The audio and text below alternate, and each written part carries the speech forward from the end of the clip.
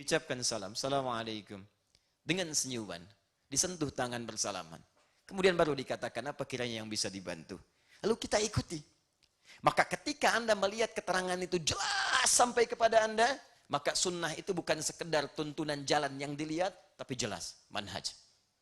Ketika merubah perilaku Anda, tiba-tiba berubah hidup Anda perilakunya, maka dia maslak. Perilaku Anda yang berubah itu disebut dengan suluh. Paham sampai sini? Maka ini pengertian global yang pertama. Kalau disebutkan sunnah Nabi, itu artinya segala yang disandarkan pada kebiasaan dan jalan hidup Nabi SAW. Jelas? Halo? Oh, baik. Saya hapus dulu ya. Gak apa-apa, antum duduk aja ya. Baik, khair insyaAllah.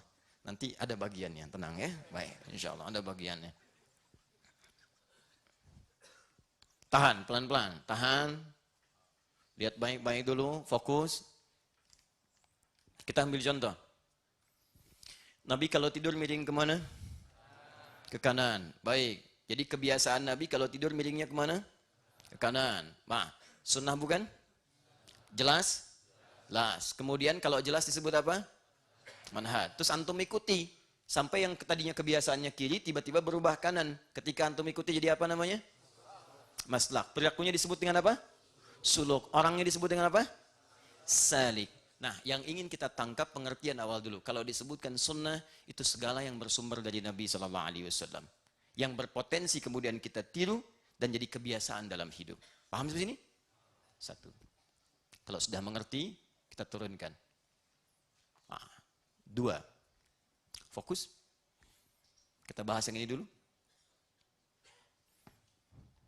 Jenis-jenis sunnah. Tadi masih ingat? Masih ingat pelan-pelan? Semua yang disandarkan pada Nabi. Ada yang berupa perkataan. Min qawlin.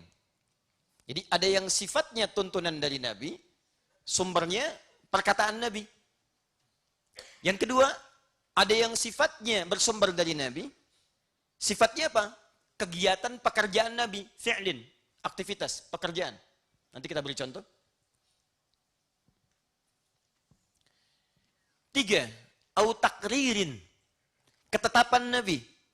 Ya, Nabi menetapkan sesuatu, tapi uniknya kadang-kadang nggak kelihatan lewat perkataan, ya, tidak juga kelihatan lewat perbuatan langsung. Tapi Nabi seakan-akan diam, cuman setuju dengan itu. Itu disebut dengan takrir, ketetapan Nabi SAW. Nanti kita beri contoh. Tahan. Semua yang bersumber dari Nabi SAW dicontohkan dengan jelas, diturunkan untuk diikuti. Apa saja jenisnya ya Rasulullah? Ustaz, saya sekarang pengen ikut sunnah Nabi. Pengen saya teladani dalam kehidupan. Seperti apa jenis-jenisnya? Maka kata para ulama dari turunan makna tadi, ada tiga hal paling minimal yang bisa kita tiru. Yang jelas sampai kepada kita. Satu, bisa berupa anjuran yang muncul dari perkataan Nabi SAW. Ini. Contoh, tahan. Nabi pernah menyampaikan kalau Rasulullah sallallahu alaihi wasallam, "Man kana yu'minu billahi wal yaumil akhir, falyakul khairan aw liyasmut." Siapa yang merasa beriman, yakin dengan Allah wal yaumil akhir dan dengan hari akhir, hari kiamat, dia akan pulang, akan dihisab, akan ditanya oleh Allah. Maka di antara perilakunya, dia mesti punya persiapan sebelum ditanya, dihisab. Lihat baik-baik. Falyakul khairan, katakan yang baik-baik, au liyasmut, atau diam. Nabi langsung mengatakan, kalau Anda merasa beriman, yakin akan pulang, maka mulai hari ini katakan yang baik, kalau nggak bisa diam. Nabi sendiri yang mengatakan, katakan yang baik, kalau nggak bisa diam. Katakan yang baik, kalau nggak bisa diam. Nabi mengatakannya, memberikan pesan dalam bentuk anjuran, sifatnya perkataan. Ketika terang kepada Anda informasinya, jelas nih, oh jalan hidup Nabi itu, ikuti anjurannya, katakan yang baik-baik. Kalau nggak ada yang baik, diam. Diam. Ada respon sesuatu, respon dengan baik. Tidak bisa merespon dengan baik, diam. Tahan. Cari cara yang terbaik untuk meresponnya. Ketika Anda mengikuti itu semua, maka Anda sedang mengikuti sunnah Nabi SAW dalam bentuk yang pertama, segala perkataan Nabi SAW. Paham sampai sini? Satu. Jadi kalau ada orang yang dalam hidupnya senang dengan perkataan yang tidak baik, senang mencela orang, senang menuduh orang lain, senang menghina orang lain. Saya mau tanyakan, ikut sunnah Nabi atau tidak? Saya ulang, ikut sunnah Nabi atau tidak? Antum ikut taklim, ikut pengajian. Pengajiannya misalnya Ustadz Adi Hidayat. Begitu antum datang ke taklim Ustadz Adi Hidayat, saya katakan, ini taklim, ingat ya, taklimnya taklim Quran, taklimnya taklim sunnah. Tapi pulang-pulang dari pengajian saya, antum senang mencela orang. Antum ikut sunnah bukan? Antum ikut sunnah tidak? Nah, jadi perkataan yang pertama, mengikuti sunnah adalah mengikuti setiap anjuran Nabi SAW. Tidak memisahkan satu dengan yang lainnya. Jadi jangan katakan antum saya ikut sunnah, tapi saat yang bersamaan antum melanggar sunnah Nabi SAW. Jelas sampai sini? Karena itu nanti ayat-ayat Al-Quran akan sangat terkait berkelindan dengan keterangan Nabi SAW. Quran memberikan panduan, hadis memberikan penjelasan. Dijaga kemudian kalimat itu dengan turunnya ayat-ayat, bahkan sebelumnya disampaikan pada Nabi. Silahkan cek dalam Quran, selalu ada koridor menjaga kita berkata yang tidak baik. Ada frame-nya, ada penjagaannya. Turun Quran surah 49 ayat 11 sampai 12 itu. Silahkan cek. Ya ayyuhalladzina amanu, dibuka dengan kalimat iman. Itu dahsyat. Tahu dahsyat? Sudah pernah saya contohkan dulu. Ada sebelah sini. Baik ya. Dahsyat teman-teman. Setiap ada kalimat di Quran, ayat di Quran dibuka dengan kata iman, ingat hukum tafsirnya. Maka informasi yang disampaikan akan sekaligus menjadi indikator tingkat keimanan kita. Ingat baik-baik kalimat ini ya. Kalau ada ayat dibuka di dalam Quran, dibuka dengan kalimat iman. Apapun jenisnya. Mau isim, mau fi'il kata kerja, isim kata benda, noun atau verb, tetap akan menentukan indikator tingkat keimanan kita. Misal, ada yang sifatnya perintah, ada juga yang larangan. Kalimat iman pertama di Quran Al-Baqarah ayat 3. Alladzina yu'minuna bil ghaib wa yuqimunas shalah. Kalimat salat dibuka dulu dengan iman. Ketika kalimat salat dibuka dengan iman, kata para ulama, maka amalan salat sekaligus menjadi indikator tingkat keimanan pelakunya. Kalau Anda sedang semangat salat, Anda semangat, Allahu Akbar, datang. Sebelum adzan ke masjid, malam bangun tahajud, rawatib ditunaikan, sunnah-sunnah yang lain dikerjakan, ini menunjukkan posisi iman Anda sedang kuat. Tinggi iman Anda, kuat. Tapi kalau saat-saat tertentu kemudian turun kemalasan, bahkan levelnya menurun drastis. Kalau dulu belum dengar adzan sudah ke masjid, sekarang dengar adzan itu sudah tidak karuan. Allahu Akbar. Kecilin dong volumenya. Allahu Akbar. Iya tahu, sebentar. Keluar kalimat-kalimat yang seakan-akan ada penolakan secara halus ataupun seakan-akan tidak sepakat dengan itu semua. Padahal kebiasaan itu sebelumnya tidak ada. Maka ini menunjukkan iman Anda sedang lemah di dalamnya. Turun. Ini sederhana kaidah hadisnya, al-imanu yazidu wa yantaqis. Yazidu bit ta'ah wa yantaqis bil ma'siyah. Iman itu naik turun, naik koridornya itu bisa dikatrol, dinaikkan dengan banyak mengerjakan amal soleh. Mafhum mukhalafahnya, kalau Anda berbuat amal soleh, maka iman Anda sedang naik di atas. Wa yantaqisu bil ma'siyah, dan dia hanya akan turun dengan mengerjakan maksiat. Artinya kalau Anda mulai malas dalam ibadah, imannya sedang turun. Apa penyebabnya? Mafhum mukhalafahnya, Anda banyak mengerjakan maksiat. Cek. Kalau Anda sedang malas ibadah, coba tanyakan pada diri Anda, maksiat apa yang Anda kerjakan sebelum itu? Pasti itu korelasinya ada. Nah sekarang sisi yang lain adalah sisi larangan. Ada ayat-ayat larangan dibuka dengan kalimat iman. Ya ayyuhalladzina amanu, hei orang-orang yang merasa beriman. Bahkan pakai ya, disebutkan 360 kali dalam Al-Quran. Bahkan setelahnya ada ayyuha, disebutkan 150 kali dalam Al-Quran. Tidak pernah ya bersanding dengan ayyuha, kecuali menunjukkan makna taukid. Dan haknya tanbih.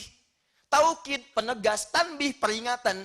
Seakan-akan Allah ingin katakan, hei orang-orang yang merasa beriman. Ya, harfun nida. Ingat baik-baik, harfun nida ada 14. Tapi di Quran selalu disebutkan dengan menggunakan ya. 360 kali disebutkan dalam Al-Quran. Kenapa disebutkan ya? Kata para ahli lughah, para ahli bahasa, karena hanya huruf ya yang paling fleksibel, yang mencakup semua fungsi huruf-huruf panggilan nida. Kalau Anda mau manggil, bisa pakai wa, bisa pakai ayah, bisa pakai a, bisa pakai ya. Tapi kenapa pakai ya? Karena semua fungsi ini bisa terwakili. Di Arab kalau Anda sedang susah, ya kesulitan minta tolong, itu biasanya pakai wa. Wa Muhammad, tolong saya Muhammad. Tapi ya bisa digunakan. Mau manggil yang dekat, biasanya pakai A. Ada depan kita namanya Asep, mau dipanggil A, Asep. Ya? Tapi gimana kalau Agim Ustaz? Sama, A, Gim. Datang, panggil, minta pendapat dan sebagainya. Ya, kalau jauh, pakai ayah. Ada Saleh di jauh, saya pengen panggil, ayah, Sayyid Saleh. Ayah, pakai ayah. Tapi kalau Anda ingin menggunakan satu huruf saja yang singkat, boleh Anda panggil dengan ya. Ya. Ya Sayyid Saleh, ya Sayyid Hussein, ya Sayyid Ahmad, pakai ya. Minta tolong, ya Fattah. Di belakang. Tolong datang ke sini, ta'alilah huna. Ya, sangat fleksibel. Ya, kalau mau cepat, Anda sedang di Arab, bingung, mau minta tolong pada siapa? Sebut di antara huruf-huruf turunan. Kalimat-kalimat yang mirip. Muhammad, Ahmad, Mahmud, Hamuda. Melihat semua pada Anda. Silahkan cek, Anda sedang susah, ya Muhammad, nengok semua. Itu paling gampang. Ya, kalau disebutkan ya, berarti panggilannya itu ditujukan kepada semua hamba dengan seluruh aspek dan jarak dalam kehidupan. Seakan-akan Allah ingin katakan, ya ayyuhalladzina amanu, hei, saya tegaskan ya, dan saya peringatkan kepada orang-orang yang beriman. Saya tidak peduli apakah saat engkau mengaku beriman sedang jauh dari saya, dekat dengan saya, ataupun menengah jaraknya dengan saya, dekat banyak berbuat amal soleh, menengah amal solehnya standar, atau sedang merasa jauh karena banyak berbuat salah dalam kehidupan. Saya tidak peduli, sepanjang kalian masih merasa punya iman, saya tegaskan dan saya peringatkan, la yaskhar qaum min qaum, jangan saling mencela. Jadi kalau ada orang kemudian mencela dalam kehidupan, mencela pada yang tidak dibenarkan dalam syariat, itu menunjukkan selain dia tidak mengikuti sunnah Nabi, maka berada dalam kondisi iman yang sangat lemah. Lemah. Ini koridornya. Paham sampai sini? Baik. Gibah. Sama.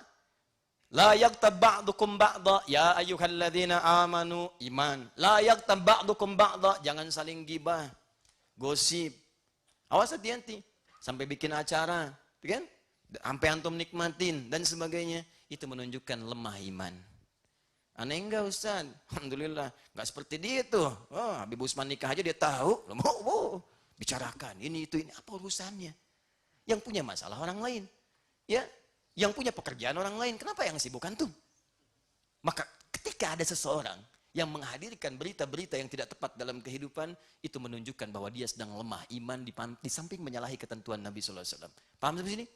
Nah, jadi mohon izin ya, jangan pisahkan sunnah perilaku, pekerjaan dengan sunnah perkataan. Dua-duanya sunnah. Sunnah pekerjaan, amalan. Biasanya yang menyampaikan langsung sahabat Nabi yang melihat kegiatan Nabi sallallahu alaihi wasallam. Contoh, kita ambil Abu Daud. Hadis riwayat Abu Daud, nama aslinya Sulaiman dari Sijistan, dikenal dengan Sulaiman As-Sijistani. Sering saya sampaikan ini. Hafal 500.000 hadis.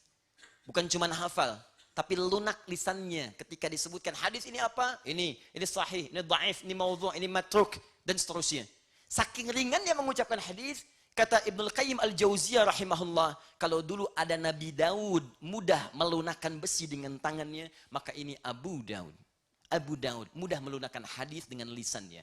Maka populerlah sebutan Abu Daud melekat kepada beliau. Kemudian beliau menuliskan menuliskan hadis-hadis Nabi dihimpun dalam bentuk formulasi kitab-kitab fikih. Nah, kitab hadis yang disusun dalam bentuk urutan fikih dari bab tahara, tentang air, kepada sholat dan seterusnya, itu disebut dengan sunan namanya. Sunan Abu Daud, nomor hadis 1369, rawinya sahabat Ibnu Abbas radhiyallahu taala anhuma. Lihat baik-baik. Karena Rasulullah sallallahu alaihi wasallam, kata Ibnu Abbas radhiyallahu taala anhuma, ketika menginap di rumah bibinya Sayyidah Maimunah, kemudian beliau mengamati tidurnya Nabi sampai bangun dari tidurnya. Kata beliau, karena Rasulullah sallallahu alaihi wasallam, adalah kebiasaan Rasulullah sallallahu alaihi wasallam, idza staiqadha min naumihi, kalau bangun dari tidurnya fajalas, tidak langsung beraktivitas, duduk terlebih dahulu. Ya, famasaha biyadihi min athari naumihi, kemudian menghapus bekas ngantuk, menghilangkan bekas ngantuknya dengan tangannya, menggunakan yad. Yad itu artinya apa? Kalau disebutkan umum yad, itu artinya bagian tangan yang sekiranya nyaman digunakan. Awas hati-hati, karena nanti dalam kaidah fikih, kalau berbicara tentang praktek ibadah, maka itu akan dirinci. Kalau namanya umum, rinciannya disebutkan. Contoh, wudu. Saya beri gambaran jelas dulu ya. Ini yadun itu tangan dari ujung sini, jari, sampai ke sini. Yang dekat bahu. Yang jari disebut dengan asabi'. Yang ini disebut dengan kaf, telapak. Yang ini disebut dengan rusghun. Rusghun, pergelangan. Yang ini disebut dengan mirfaq, jamaknya marafiq. Yang ini disebut dengan katif, nempel ke bahu. Kalau dalam urusan langsung fikih, maka detil disebutkan. Quran surah kelima ayat ke-6, paling kiri sebelah atas. Ketika kita kemudian berwudu, diminta membasuh tangan. Yang disebutkan bukan sekedar yadun, tangannya atau aidi jamaknya. Lihat baik-baik. Wa aidiyakum ilal marafiq. Marafiq jamak dari mirfaq, disebutkan jelas. Anda ingin berwudu, setelah membasuh kemudian wajah, kata Allah dalam Al-Quran, teruskan kemudian tangan sampai siku. Dari tangan ke siku. Ambil airnya sampai siku. Jelas. Lebih sedikit, melebihkan sedikit, tidak ada masalah. Tapi batas utama, siku. Disebutkan langsung. Baik, yang paling menarik, sama dalam bab salat misalnya. An-Nasai nomor hadis 886. Ketika Anda bertakbir, fawadha'a. Nah ini yang paling menarik. Kaffahu minal yumna ilal yusra. Maka dia meletakkan telapak tangannya yang kanan ke punggung yang kiri. Jadi begitu mengangkat, fayaqulu di Abu Dawud nomor hadis 857, fayaqulu ucapkan Allahu Akbar, fa itu cepat, harfu atfin, rabitin, baina syai'aini bila hudud. Huruf yang merangkai dua peristiwa cepat tanpa jeda. Peristiwa pertama mengangkat, peristiwa kedua meletakkan. Saat meletakkan itu jelas disebutkan telapak yang kanan, tutupkan di punggung yang kiri. Bisa yang kedua, ini pergelangan, rusgun ala rusgin. Yang kanan menempel di yang kiri. Boleh begini, boleh yang gini. Atau boleh maju sedikit. Yang tidak boleh ke sini. Tadi yang sholat di luar, begitu begini, nah itu nggak boleh. Ya? Misal gitu kan? Misal. Nah, tapi ketika Anda ingin praktekkan kebiasaan Nabi misalnya dalam sholat, ya saya ulangi dulu kembali kepada tadi kebiasaan bangun dari tidur. Ya umum sifatnya. Maka beliau mengusap dengan tangannya. Nggak disebutkan tangan bagian mana. Itu artinya yang paling mudah digunakan, yang paling sesuai untuk dipraktekkan. Kenapa ada yang seperti itu? Karena di riwayat lain Nabi menyebutkan jika bangun dari tidur segera cuci tanganmu. Karena engkau tidak tahu kemana dia kemudian beraktivitas saat tidur. Paham? Bagaimana memadukan dua hadis ini? Anda bisa dengan feeling Anda. Kira-kira bagian mana yang sering beraktivitas? Yang tidak digunakan, itu yang Anda gunakan untuk mengerjakan sunnah yang lain. Paham sampai sini? Jadi kalau Anda bangun dari tidur, duduk dulu, menghapus bekas ngantuk, membaca 11 ayat terakhir surah Ali Imran, kemudian membaca doa alhamdulilladzi ahyana ba'da ma amatana wa ilaihin nusyur. Setelah itu pergi ke kamar mandi berwudu, setelah itu salat tahajud, itu sunnah fi'liyah, sunnah terkait dengan pekerjaan. Nih, aktivitas. Kemudian Anda salat. Salatnya diikuti sunnah-sunnah Nabi, cara salat Nabi, persis sama cara salatnya. Angkat tangannya. Letakkan kemudian telapak kanan di punggung yang kiri, letakkan oleh Anda. Ya, atau Anda ingin memilih misalnya pergelangan ketemu pergelangan, tapi cepat ya, karena fa itu cepat. Jadi nggak diukur dulu. Allah Akbar. Langsung. Anda ikuti nih, sunnah fi'liyah, pekerjaan diikuti, sholatnya seperti Nabi, bangun tidurnya seperti Nabi, doanya seperti Nabi. Tapi mohon maaf, bertentangan dengan sunnah yang qauliyah. Awas hati-hati, tapi melanggar sunnah Nabi dalam bentuk anjuran-anjuran perkataan. Maka Anda pun belum disebut mengikuti sunnah Nabi sepenuhnya. Jadi jangan dibenturkan antara yang gini dengan yang gini. Paham sampai sini? Baik. 3. Saya ambil contoh dulu, nanti kita belum masuk praktek nih. Kita belum masuk fikih. Kalau sampai sini, biasanya nggak ada yang ikhtilaf. Semuanya sepakat. Tapi kalau sudah ke sini, baru ada persoalan. Kalau belum menikah, banyak sepakatnya. Karena banyak manisnya. Nanti setelah menikah, baru banyak ikhtilaf. Sebelum menikah mah biasa. Adik mau kemana? Ke hatimu mas. Oh, sebelum nikah tuh. Habis nikah, Pak mau kemana? Mau tahu aja. Oh, lain. Nih, terakhir. Ini qaul, ini fi'il, ini takdir. Ini pernah saya sampaikan di sini. Satu kali, Nabi SAW kemudian mohon izin duduk dengan para sahabat, diantaranya sahabat Khalid bin Walid radhiyallahu ta'ala anhu. Saya pernah kisahkan berapa kali di sini. Saat kemudian sedang duduk itu menerima hidangan, tiba-tiba dihidangkan dab kepada beliau. Ya, daging dari hewan mirip-mirip biawak tapi bukan biawak, karena dia ada di wilayah Sahara, ya padang pasir. Tangkap, dihidangkan, kemudian disajikan kepada Nabi. Begitu disajikan, ini masalah. Nabi ngomentari enggak ada perkataan dari Nabi. Ya Khalid, halal, makan nih. Ya Khalid, haram. Kenapa dihidangkan di sini? Tidak. Nah, yang kedua, Nabi pun tidak menyentuhnya. Nggak ada aktivitas pekerjaan Nabi kepada makanan itu. Nabi nggak ngambil, langsung dimakan. Atau Nabi tidak menolak seperti ini, nggak ada. Tapi Nabi mendiamkan. Didiamkan oleh Nabi. Nah, diamnya Nabi terhadap sesuatu, kemudian kita lihat, direspon kemudian oleh Khalid bin Walid radhiyallahu ta'ala anhu. Dimakan oleh Khalid, dinikmati di depan Nabi, dan Nabi tidak melarangnya. Tidak ada perkataan, jangan haram. Tidak. Baik. Tidak ada juga keluar perkataan misalnya, oh ini enak nih, saya juga pengen. Dan seterusnya. Jadi beliau tidak mengatakan saya suka, tapi juga tidak melarang itu. Nah maka dalam kaidahnya disebutkan, ini yang disebut dengan sunnah takririyah. Ketetapan Nabi SAW yang membolehkan itu dilakukan. Walaupun Nabi tidak menikmatinya. Nabi tidak mengerjakan itu, tapi itu masih boleh dilakukan. Itu yang disebut dengan sunnah takririyah. Ketetapan yang dihasilkan dari diamnya Nabi SAW pada satu peristiwa. Dalam kaidah usul fikih nanti diambil dan dipraktikkan dalam rumusan fikih, kalau ada suatu peristiwa yang berkaitan dengan takrir, maka itu pun disebut bagian dari sunnah Nabi SAW yang dibenarkan secara hukum. Sunnah. Nah. Muncul pertanyaan, Ustaz, kalau sunnah, kan kenapa Nabi nggak makan? Bukan masalahnya Nabi nggak makan. Prinsipnya adalah, bagi Nabi, kalau ada daging kambing, kenapa mesti makan bab? Kalau masih ada ayam, kenapa mas makan bab? Jadi ini masalah hobi saja. Ini yang saya makan, itu yang tidak saya makan. Lantas, alhamdulillah, kenapa Khalid makan bab? Kan masih ada kambing. Bukan nggak hobi kambing. Khalid itu kan orang lapangan. Beliau itu komandan, jenderal lapangan, sering bertempur. Orang bertempur, perginya kemana? Ke medan tempur. Jarang-jarang dapat kambing guling. Silakan cek. Mau kambing bakar, kambing guling, ayam lepas, ayam ini, ayam itu. Nggak akan didapatkan. Jarang. Karena itu beliau mesti mengklarifikasi kepada Nabi. Kalau nanti saya di medan perang, tidak mendapatkan kambing ini, tidak mendapatkan hewan yang biasa dimakan, yang ada cuman ini, kira-kira ini halal enggak? Dicontohkan oleh beliau. Kalau tidak diklarifikasi, kesulitan nanti. Kambing enggak ada, dob susah, syubhat nih, tinggalin aja, syubhat. Pada enggak makan. Begitu enggak makan sama sekali, musuhnya katakan, gak usah diserang, ntar juga lemas sendiri, mati. Repot. Ini yang kemudian menjadi pandangan hukum di kemudian hari bagi orang-orang yang punya profesi serupa. Kita punya pasukan khusus. Ada Denjaka, ada Mawar, ya kan? Pasukan yang Kopassus. Ya, ada Paskas, ada pasukan Katak, ada Taifib dan sebagainya. Masuk mereka kemudian perang. Kita punya teori perang gerilya. Masuk kemudian ke hutan. Gak ditemukan yang seperti tadi. Kemana? Ke hutan. Ayo, sunnahnya kambing guling. Nyari kambing. Susah. Yang ada hewan-hewan seperti tadi. Maka dimunculkanlah kemudian peristiwa-peristiwa tadi untuk menginspirasi di kemudian hari jika ada kejadian yang serupa. Tapi poinnya adalah, jika terjadi yang seperti ini didiamkan peristiwanya, maka ini yang disebut ketetapan Nabi SAW yang dibenarkan dalam kerangka sunnah. Paham sampai sini?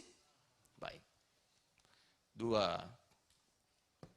Sekarang agak cepat ya, kita ambil rumusan fikihnya. Ini yang coba kita terapkan dalam kehidupan dan jadi aplikasi harian kehidupan kita. Boleh? Fadal. Bismillah.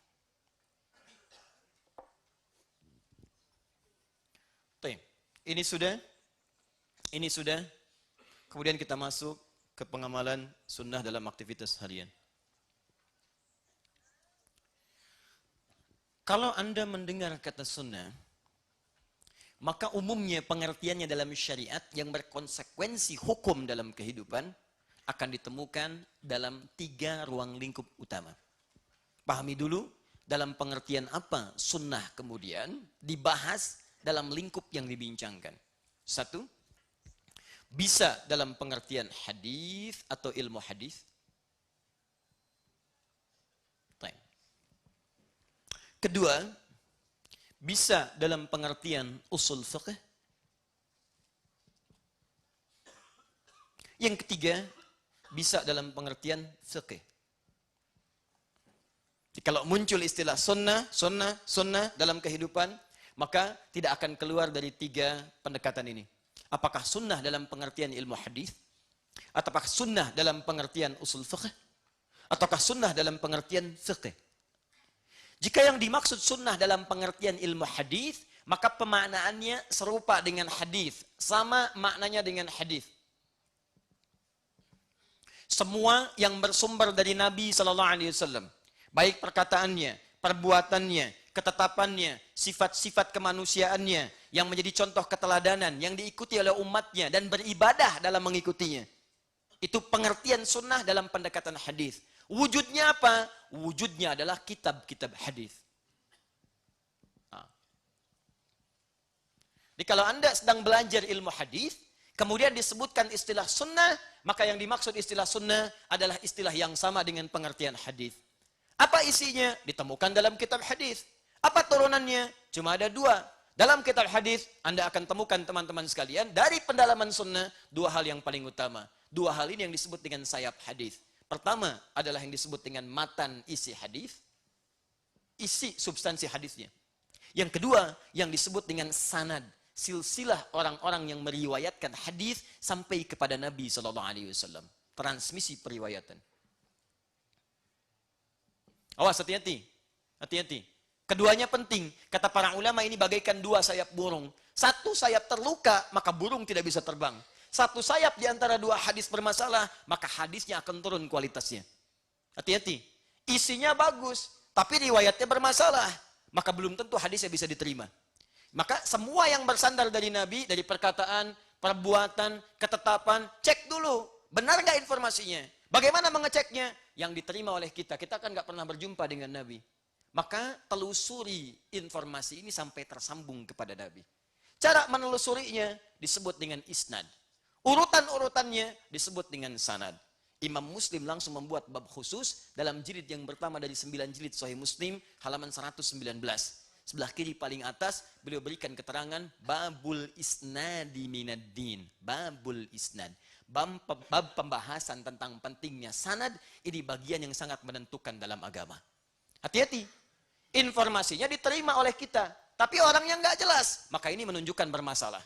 Jangankan orangnya tidak ada, orangnya ada tapi punya masalah, maka akan berpengaruh pada kualitas hadisnya. Pernah dengar hadis ini? Awal Ramadan rahmah, awsatuhu maghfirah, wa akhiruhu itkum minan nar. Awal Ramadan itu rahmat, pertengahannya ampunan, ujungnya itkum, pembebas dari neraka. Pernah dengar itu? Hadisnya matruk. Matruk, semi palsu. Urutan nomor 2 terburuk dalam silsilah ilmu hadis. 1 maudhu, 2 kemudian matruk. Ya, hati-hati. Ya, nanti ada yang disebut dengan 3M. 3M. 1 maudhu. Ini yang paling parah. Kedua, matruk. Ketiga, mungkar. Hati-hati. Maudhu, hadis palsu, memang sengaja bikin hadis. Informasinya bukan dari Nabi SAW, sengaja dipalsukan. Hati-hati teman-teman sekalian, banyak yang seperti ini. Ya, ikhtilafu ummati rahmah. Perbedaan pendapat di antara umatku adalah rahmat. Hati-hati, itu hadis palsu, hadis maudhu. Awas, hati-hati. An-nadhafatu minal iman, kebersihan bagian dari iman, itu hadis palsu, hadis maudhu.